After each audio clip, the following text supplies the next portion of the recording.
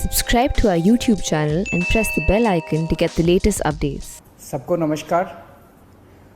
दिल्ली में ऑक्सीजन की कमी को दूर करने के लिए कई सारे कदम उठाए जा रहे हैं।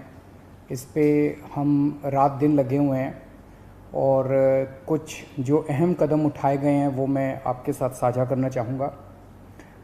ये देखने में आया है कि केंद्र सरकार ने जितनी ऑक्सीजन हम लोगों को अलॉट की है, हमें एलोकेशन की है, वो भी उसको भी हमें रिसीव करने में परेशानी इसलिए हो रही है कि टैंकरों की बहुत कमी है।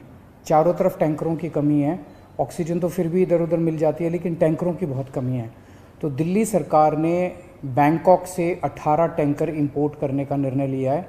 ये टैंकर कल से आने चालू हो जाएंगे और केंद्र सरकार से हमने इसके लिए एयरफोर्स के प्लेन्स देने के लिए रिक्वेस्ट किया। उनका काफ़ी सकारात्मक रवैया रहा है। बातचीत चल रही है और मैं पूरी उम्मीद करता हूं कि बातचीत सफल रहेगी। केंद्र सरकार का भी पूरा सहयोग मिल रहा है इसमें। तो अगर 18 टैंकर बैंकॉक से कल से आने चालू हो जाएंगे, वो 18 टैंकर आ जाते हैं तो जो ऑक्सीजन को ट्रांसपोर्ट करने की परेशानी आ रही थी वो परेशानी दूर हो जाएगी और हमें अपनी पूरी ऑक्सीजन मिलनी चालू हो जाएगी। दूसरी कि फ्रांस से हम लोग 21 ऑक्सीजन के प्लांट इंपोर्ट कर रहे हैं। रेडी टू यूज़ प्लांट्स हैं ये और तुरंत इनका इस्तेमाल शुरू किया जा सकता है। इससे भी इनको 21 ऑक्सीजन के प्लांट्स को अलग अलग अस्पतालों में लगा देंगे तो उन अस्पतालों में ऑक्सीजन की कमी दूर करने में हम लोगों को मदद मिलेगी। पिछले 4-5 दिन में मैंने देश के कई उद्योगपतियों को चिट्ठी लिखी थी, मदद मांगी थी। देश की सभी मुख्यमंत्रियों को मैंने चिट्ठी लिखी थी, उनसे मदद मांगी थी और हमें बहुत ज़बरदस्त सहयोग मिल रहा है। बहुत लोगों के ऑफ़र आए हैं, उन सब के साथ बातचीत चल रही है। बहुत सारी चीज़ें आगे बढ़ रही हैं बड़ी तेज़ी के साथ। उनमें से कई लोग मदद कर रहे हैं। बस उन्होंने मोस्टली लोगों ने एक ही शर्त रखी है कि हम अपना नाम नहीं बताना चाहते, हम आपकी वैसे ही मदद करेंगे। ये तो और भी बड़ा बड़प्पन है। हमारे कहते हैं ना कि जब आदमी किसी की मदद करे तो दाएं हाथ से मदद करे तो बाएं हाथ को भी पता नहीं चलना चाहिए कि उसने मदद की है। इस एटीट्यूड के साथ हमारे सब लोग मदद कर रहे हैं। मैं उन सारी सरकारों का, सभी मुख्यमंत्रियों का, सभी उद्योगपतियों का, सभी समाजसेवी संस्थाओं का, सभी धार्मिक संस्थाओं का जो बढ़ चढ़ के दिल्ली के लोगों की और दिल्ली सरकार की इस टाइम मदद कर रहे हैं, उन सब का शुक्रिया अदा करना चाहता हूं। अभी जो मैंने अनाउंसमेंट्स की हैं इसमें भी बहुत सारे लोगों का सहयोग है। इतने कम समय में ये तभी संभव हो पाया कि उन कई लोगों ने इसमें मदद की, तभी हम ये टैंकर बैंकॉक से मंगा पा रहे हैं, फ्रांस से ऑक्सीजन के प्लांट्स मंगा पा रहे हैं। पिछले हफ्ते हमने देखा 3 दिन ऐसे थे, बृहस्पतिवार, शुक्रवार और शनिवार, जब दिल्ली में अस्पतालों में बहुत ज़्यादा अफरा तफरी हो गई थी। यहाँ ऑक्सीजन ख़त्म होने वाली है, वहाँ ऑक्सीजन ख़त्म होने वाली है। मैं भी काफ़ी घबरा गया था कि कहीं कोई दिल्ली के अंदर हादसा ना हो जाए कि टाइम पे ऑक्सीजन नहीं पहुँची और कई सारे लोगों की मृत्यु ना हो जाए। पूरी रात जाग के हमने बिताई है। एक फ़ोन कॉल आता था, SOS आता था, मैसेज आता था कि यहाँ ऑक्सीजन ख़त्म होने वाली है। उसको तुरंत कहीं ना कहीं से इंतज़ाम करके हम लोग ऑक्सीजन भिजवाते थे।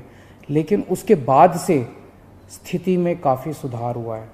पिछले 2 दिन में आप देखेंगे कि इस किस्म के SOS मैसेजेस अस्पतालों के, मैं ये नहीं कह रहा बिल्कुल नहीं आ रहे, अभी भी मैं देखता रहता हूँ, पढ़ता रहता हूँ। एक दो अस्पताल दिन में उनका आता रहता है कि यहाँ ऑक्सीजन पहुँचने में देरी हो गई, यहाँ ऑक्सीजन। लेकिन जो हालत बृहस्पति, शुक्र और शनि को थी, बिल्कुल पागलपन वाली हालत, ऐसी पिछले 2-3 दिन में अब नहीं है। और इसके लिए दिल्ली सरकार और केंद्र सरकार की टीम्स ने बैठ के, दोनों के अफसरों की टीम्स ने बैठ के बहुत मेहनत की है। कई सारे इश्यूज़ थे इसके ट्रांसपोर्टेशन को लेके और वो बहुत सारे इश्यूज़ थे जो सॉर्ट आउट किए गए हैं। मैं केंद्र सरकार के उन सभी अधिकारियों का और केंद्र सरकार का तहे दिल से शुक्रिया अदा करना चाहता हूं जिन्होंने इस कठिन घड़ी में हम लोगों का सहयोग किया। और आज सुबह केंद्र सरकार ने केंद्र सरकार भी इंपोर्ट कर रही है कई सारे टैंकर्स। दिल्ली के लिए 5 अलग से टैंकर केंद्र सरकार ने हमें दिए हैं। उसके लिए भी मैं केंद्र सरकार का शुक्रिया अदा करना चाहता हूँ। अगले 1 महीने के अंदर दिल्ली में हम 44 ऑक्सीजन के प्लांट्स लगाने जा रहे हैं, 44। इसमें 8 प्लांट्स केंद्र सरकार लगा रही है, वो कुछ बीच में डिले हो गया था, जो भी कारण रहे, लेकिन अब उम्मीद है कि 30 अप्रैल तक ये शायद 8 प्लांट्स लग के तैयार हो जाएंगे और 36 प्लांट्स ऑक्सीजन के दिल्ली सरकार लगा रही है, जिसमें से मैंने बताया जैसे आपको 21 प्लांट्स फ्रांस से आ रहे हैं और बाकी 15 प्लांट्स हमारे देश के हैं। तो 36 ऑक्सीजन के प्लांट्स अगले 1 महीने के अंदर दिल्ली सरकार लगा रही है।